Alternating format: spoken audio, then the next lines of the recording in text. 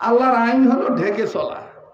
এই চ্যাংড়াগুলো তো রেকর্ড করতেছে ঝামেলা, কারণ আমার নিয়ে যা শুরু করছে ভাই, প্রতি বছর একটা না একটা থাকবেই। তা আমি আবার এগুলো মাইন্ড করি না দাদা, আমি কারণ এগুলো জন্ম দিছি আমরা, কথা বুঝেন না? ওই এক হুজুর কোন ছেলেকে যেন আমাদের ঢাকায় বোতল ফিকে মারছে, রাগ হয়ে উসুল খেলাপ করছে, ওইটাও ছাড়ছে যে হুজুরের মাথা গরম, বোতল মারিল। মানে কি বলবো দাদা, শেষ। তো যাই হোক, যেটা বলতে চাই, আমি মিডিয়ার লোকদেরকে বলবো, ভাই প্রচার করলে পুরাটা করবা, অর্ধেকটা করো না। খালি ঘটনা প্রচার করো না, কি কারণে ঘটিল তাহাও প্রচার করিও, ঠিক আছে না? হ্যাঁ, লতা পাতা কেন বলছি, এদিক তাকান।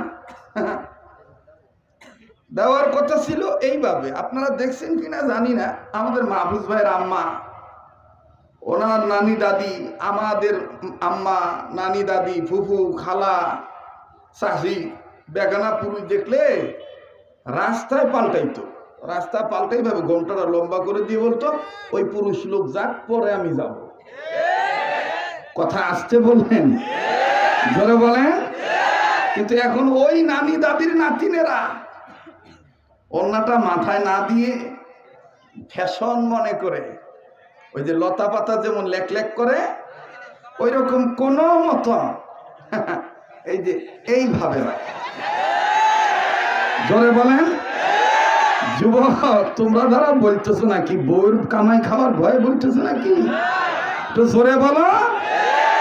কিন্তু আফসোস, বিচার হলে শুধু ছেলেদের বিচার হয়, যে এরা ইফতিজিং এর মামলার আসামি, এদের অর্থে দণ্ডে দণ্ডিত করো, কারাদণ্ডে দণ্ডিত করো, লজ্জিত করো, এদেরকে অপমানিত করো, এদেরকে লাঞ্ছিত করো, সমাজ থেকে এদেরকে আলাদা করো।